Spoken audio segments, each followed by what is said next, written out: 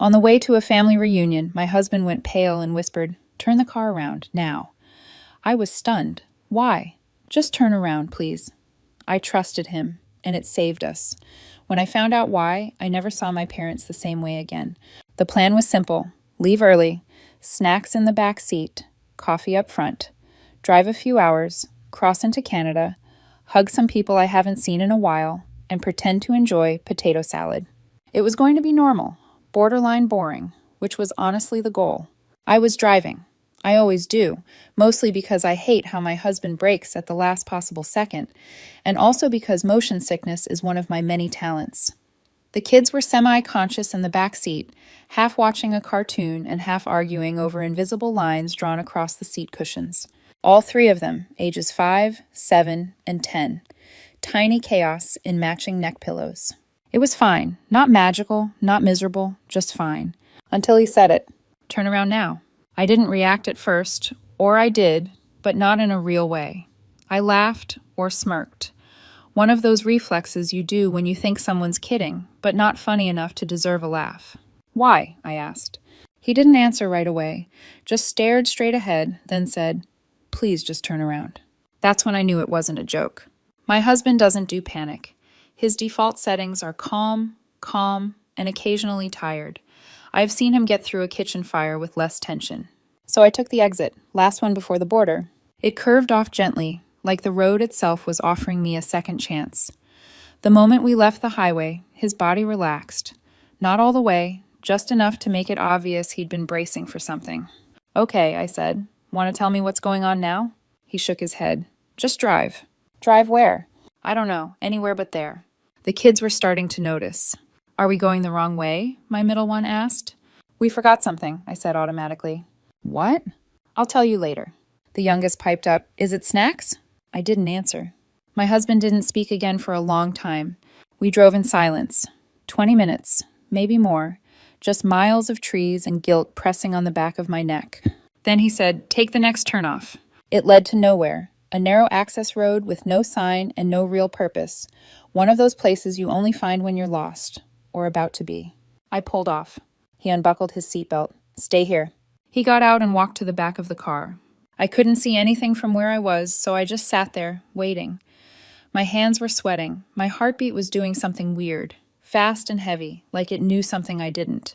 After a minute, the trunk closed. He came back to my window. "Can you come out?" "Why?" "I need you to see it." He didn't sound angry or scared, just tired and very, very sure. I got out. He walked me to the back of the car and opened the trunk. Didn't say anything, just pointed. I looked, and then I forgot how to breathe. I wasn't scared. Not yet. Fear was still on its way. What I felt in that moment was something slower, heavier, like falling through the floor of my own life. I didn't touch it. I didn't need to. I just knew we were one wrong choice away from losing everything. The funny thing is, I actually thought I was the responsible one in the family. Not responsible in a pays their taxes and wears sunscreen way, though yes, those too. But in the sense that I thought I could be the stable one. The one who didn't explode or vanish or lie for sport. The one who tried. The one who offered help when she could afford to, and boundaries when she couldn't. But looking back now, I mean really looking, I can see that being the responsible one in my family was like being the designated driver at a demolition derby. They didn't want help. They wanted cover, and I gave it to them. For years. It started when I was a kid. My parents were the kind of people who believed that living well was a matter of image, not money. Image. If you looked successful, if you seemed generous, if your Christmas lights were straight and your fridge had 5 kinds of mustard, then that meant you were doing okay. Didn't matter if the credit cards were maxed out or if the gas got shut off that one winter. We were doing okay. That was the script. Stick to it or get rewritten. We had years when things were tight. I remember cereal for dinner and one parent or the other suddenly working late most nights, which I later realized was code for, "We don't want you to know we can't afford things."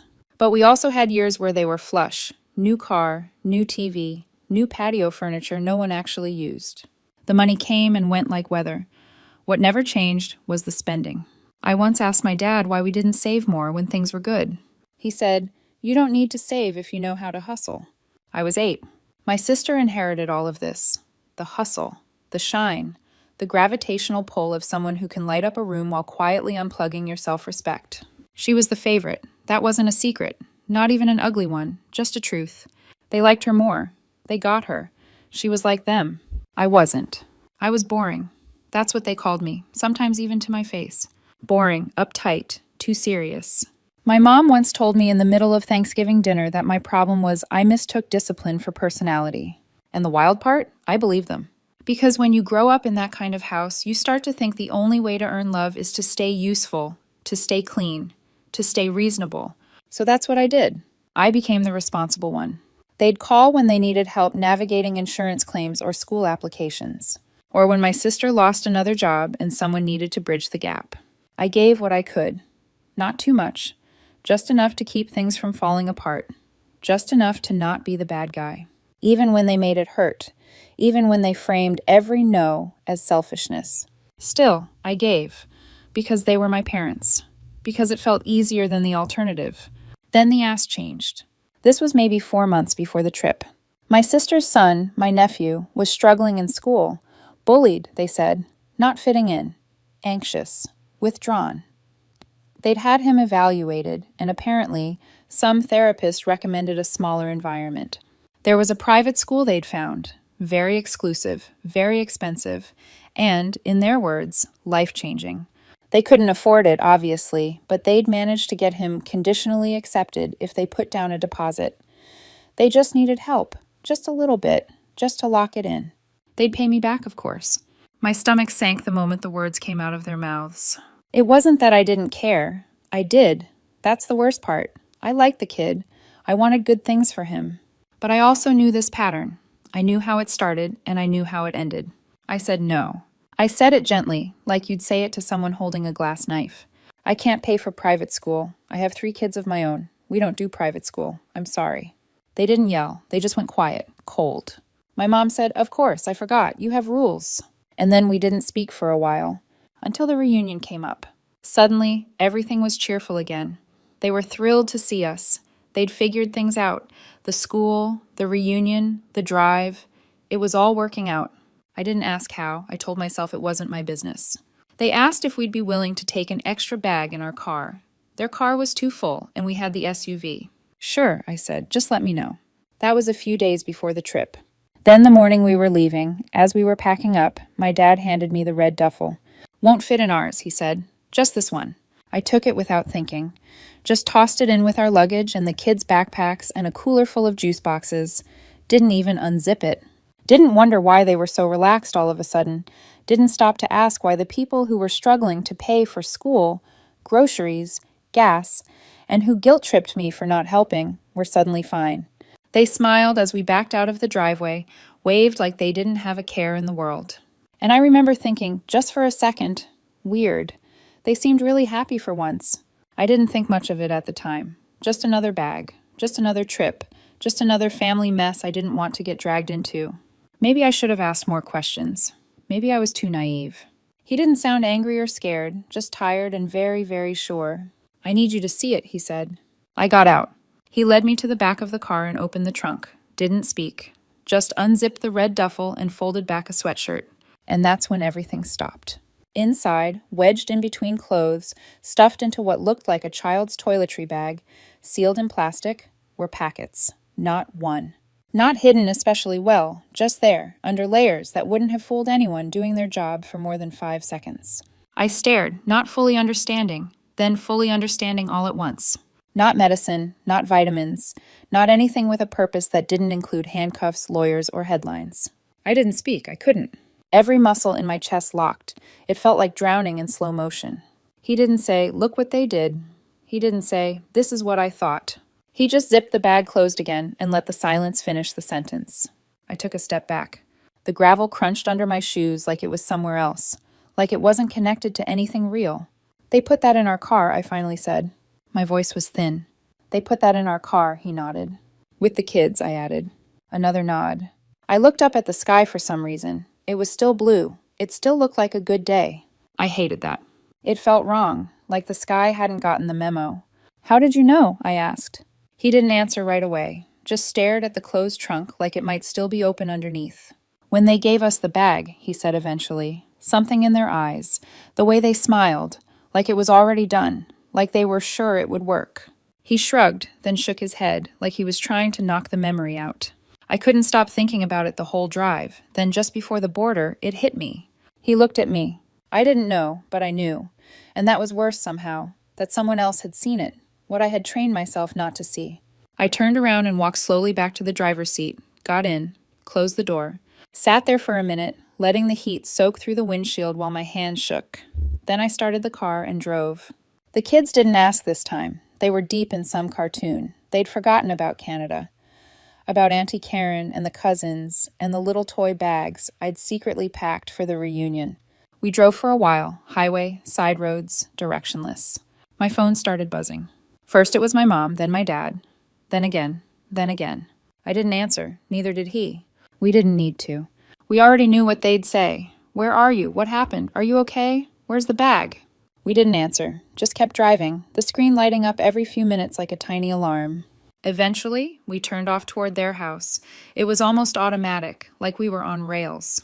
We didn't talk about it. We just both knew what had to happen. I pulled into their driveway and parked. The front porch light was still on from the night before, even though it was the middle of the afternoon. He got out first, walked around to the trunk. I followed. We didn't say anything. I reached for the mat, found the key, still in the same place it had always been, taped to the back of a fake rock my dad bought from a catalog that also sold deer whistles and solar-powered frogs. He opened the front door. We walked inside. The air smelled like old coffee and carpet cleaner. We placed the red duffel just inside the hallway. Didn't open it, didn't adjust it. Just set it down like a quiet bomb that didn't need to go off to ruin everything. He turned the knob, locked it behind us. We got back in the car, still no words. I think we both felt like speaking would contaminate something. Later that day, after we got home and the kids were asleep and the house was still, I answered the phone. It was my mother. Her voice was bright, fake, like this was a call about muffins. Oh, honey, we were so worried. We didn't know what happened. You just disappeared. I didn't say anything. Is everything okay? Still nothing. Where's the bag? I let that hang for a second. Then I said, we dropped it off at your house. A pause. If it was that important, I added, maybe you should have taken it yourself. Her voice didn't change, but I heard it. The catch. That flicker of recognition that told me she knew exactly what I meant, and that I knew exactly what she'd done. She didn't say anything. Neither did I. And then I said, we're not doing this. Don't call again. I hung up. That was it. No screaming, no final speech. Just a line drawn and a door shut. And that should have been the end, but it wasn't. Not yet. They showed up on a Wednesday. No warning, no text. Just the doorbell ringing like they were dropping off muffins instead of guilt. I knew it was them before I even checked. There's a kind of pressure that comes through a front door, like a bad smell or static in the air, especially when it's people who think they've done nothing wrong. I opened the door just enough to step outside and shut it firmly behind me. My parents were standing there like they hadn't just tried to blow up my life with a smile and a duffel bag.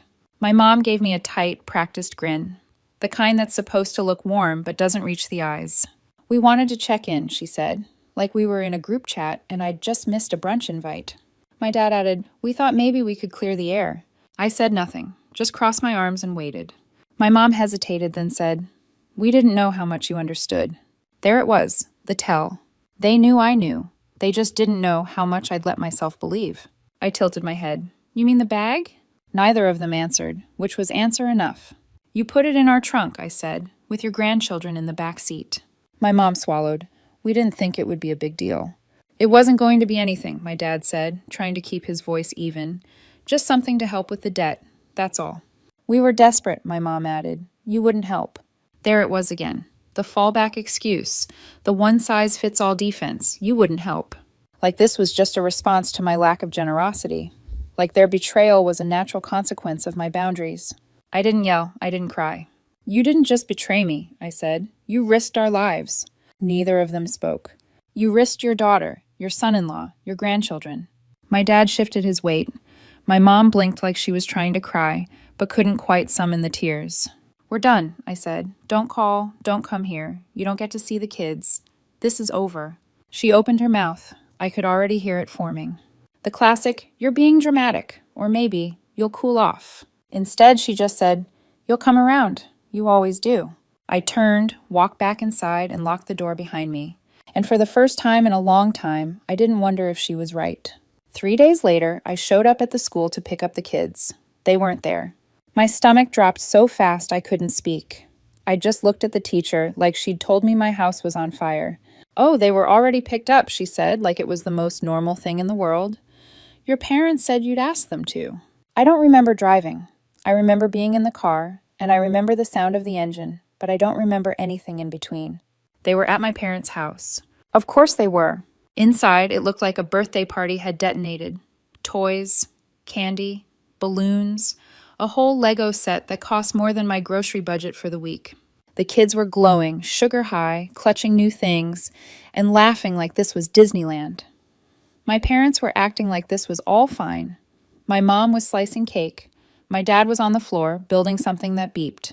It was surreal, like walking into a parallel universe where they were the kind of grandparents who cared more about giving than taking. Only they weren't, and this wasn't love. This was strategy, emotional bribery, weaponized affection. They'd never spoiled the kids before, not like this, not ever. But suddenly, after we cut them off, suddenly there's Santa Claus with a debit card. I stood there for a second, trying to remember what it felt like to give someone the benefit of the doubt. I couldn't. "We're leaving," I said. The kids whined. "But why?"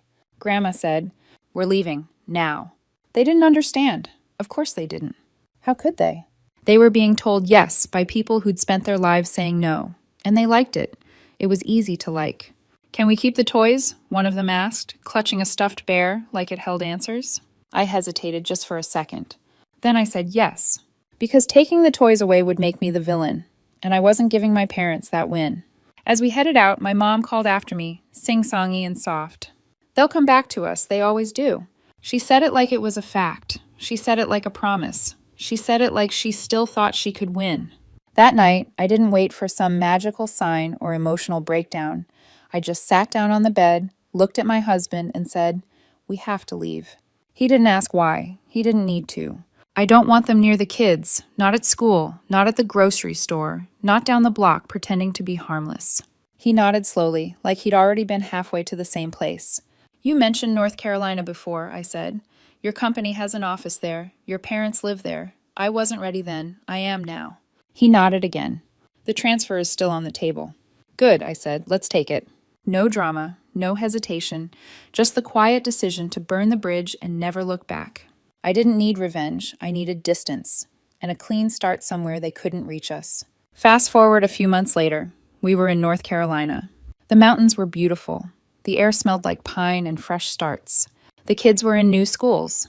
His parents, warm, grounded, drama-free, lived 20 minutes away and actually wanted to help. We didn't tell anyone where we went. We blocked numbers, disappeared. And not in the dramatic, storming off to find yourself kind of way. In the we deserve peace kind of way. One day my phone rang from an unknown number. I let it go to voicemail. Later I listened. A cousin, one I barely spoke to. "Hey, your mom says she doesn't know where you are. She's really upset. Said you just cut off contact. I don't know what's going on, but family matters." I deleted the message, didn't call back, didn't explain. Because by then, the only thing I cared about was this. We were safe. We were free. We didn't disappear. We escaped. It was about 6 months later. New state, new school, new routines. I'd almost gotten used to not checking my phone with dread. The quiet wasn't comfortable yet, but it was no longer terrifying, just still. And then I got an email from my sister. Subject line, "Emergency. Please read." I stared at it for a while. I thought about deleting it unread. I thought about marking it as spam. Instead, I opened it. It was long, frantic, poorly punctuated. The gist? Our parents had been arrested again. This time, not for being stupid, though that was still part of it, but for actually doing the thing they almost let us get arrested for. They tried to smuggle something across the border themselves. No middlemen, no family scapegoats, just a trunk full of product and 2 people in their 60s who still thought rules were suggestions. They were caught, obviously. The email ended with a plea. They need help. They need money for a lawyer. This is serious. You have to put the past aside and show up. Your family. I read that line 3 times. Then I hit reply. All I wrote was, "And I did show up once. I'm not doing it again." And I meant it. I didn't hear anything else for a while. I didn't need to. But eventually, word found its way back to me, as it always does. Cousins talk, family trees have rot, but the roots are deep. They were charged with possession with intent to distribute and attempting to cross an international border with controlled substances. A few pounds, enough for intent, not enough for headlines. They took a plea deal, 4 years each. Not life-changing, but not nothing either. Enough time to sit with what they'd done, if they were capable of that, which honestly, I doubt. The part of me that used to flinch when people mentioned second chances is quiet now. We have a life here. It's not perfect, but it's ours. The kids laugh more. My husband sleeps better. And I haven't had to translate guilt into silence in a very long time. And as for the rest of it, I don't regret the boundary. Not for a second. But you tell me, did I go too far or not far enough? Let me know in the comments. And if you're new here, hit subscribe.